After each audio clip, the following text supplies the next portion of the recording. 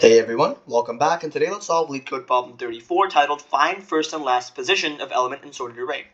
So we're given an array of integers nums sorted in non-decreasing order, and we have to find the starting and ending position of a given target value. And if the target is not found in the array, we want to return a list of length 2, -1, and -1. And we must write an algorithm with big O of log n runtime complexity. So honestly, when you see sorted array and big O of log n runtime complexity in one problem, 90% of the time it's going to mark or indicate that we have to use the binary search algorithm to actually efficiently solve this problem, which is actually the algorithm that we're going to be using to solve this problem in this case. So in example 1, we have nums to be an input array of 5, 7, 7, 8, 8, 10, and our target value is 8. And we would output a list or array of 3 and 4, because 3 is the first index or the first position that we see 8 appear in the nums input array, right? At first appears at index 3, and it last appears at index 4 right after that, so we'd output indices 3 and 4. And in examples 2 and 3, we see that target is not actually in our input array nums for these two test cases, and so we'd output -1, -1. So I will give you guys a few seconds to kind of just go over this problem in your head and think of a valid solution, and then I'll show you guys how I would optimally solve this problem. Okay, so essentially to solve this problem efficiently, we're going to be using the binary search algorithm. And the reason why is because we know that the array is sorted, and binary search allows us to quickly narrow down where the target could be by comparing middle elements. And once we actually find the target in the array, we'll expand outwards from that point or from that index to find the first and last occurrence of the target. And so essentially we'll use two pointers, L for left and R for right, to track the current range of elements that we're considering in this specific level of the binary search algorithm. And we'll also use two variables, offset L and offset right, to store the first and last index of the target as we expand outward from the middle index. So I'm going to set L and R, like I always do in my binary search algorithm, to 0, and the length of the nums -1. Oops, sorry. And again, essentially what this does is we're going to initialize these two pointers L and R to start at the 0, or the beginning of the array, where R starts at the last element of the array. And this is basically the initial range from within which we will actually search for the target using our binary search algorithm. Now I'm going to initialize my two variables, offset R and offset L and offset R is what I'll call it. And these are both going to be initialized to -1.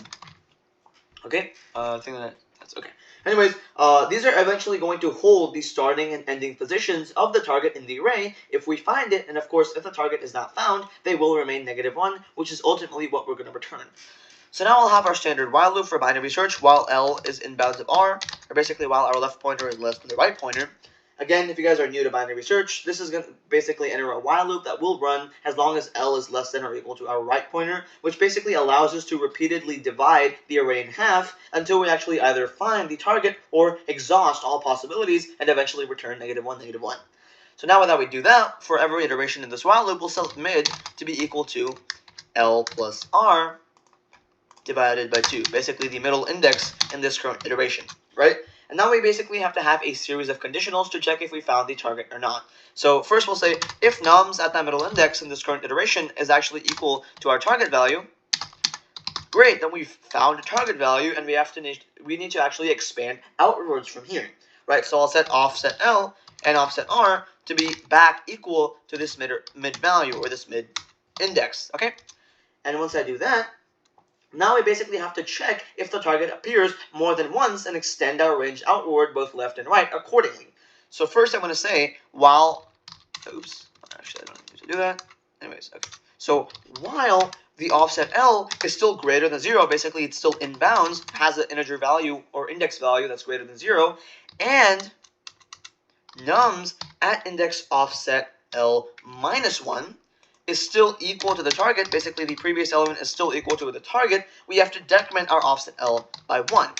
And we'll have the similar logic for the offset R, but instead of decrementing, we'll actually increment, so we'll actually go through the right half of the array. So I'll replace this with offset R. I'll replace this with the length of nums -1 to stay in bounds, right? And nums at offset R +1, because we're incrementing R until it's less than the length of nums, plus equals 1. And this should be offset L. Okay, so to better explain what this does, on lines 9 and 10, Essentially, we're going to have a while loop that looks to the left of the middle index, and it checks whether the element before offset L is still also equal to the target. And if it is, we'll decrement offset L, moving it to the left. And this continues until we find the first occurrence of the target on the left side.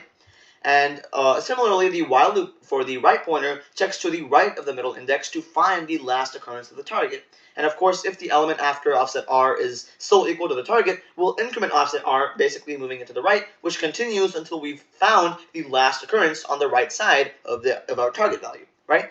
And ultimately, outside of this while loop, we simply have to return a list or an array of these two values or indices, offset L and offset R, that we use to expand forward to find the first and last indices of our target value within this input array nums. And now we'll have our other two conditionals, so else if or elif in Python, nums at middle index in this iteration. If that's less than the target value, we know that we need a larger value, and so we'll increment our L, or rather update it to be mid plus 1. So basically, if the middle number is less than the target, it means that the target must be in the right half of the array, and so we have to move our left pointer to be mid plus 1 to search for the right half, basically all the larger values, and we know we can do this because we are guaranteed that our input array nums is sorted. And finally, we'll have an else statement that basically checks when nums at mid is greater than target, then we have too large of a value, and so we'll set R to be mid minus 1 to explore all the smaller values in the left half of the array. And ultimately, we can return -1, -1, if we don't actually find any solutions for offset L and offset R in any iteration of this while loop, while we still have left to be in bounds of R. So basically, to overall explain what this code does, the solution basically performs a binary search to find the target value in a sorted array. And once the target is found, we'll basically expand outward to find the first and last occurrence of the target. And of course, if the target is not found, we'll return -1, -1. And this method is efficient because the binary search algorithm reduces the search space by half at each step, right?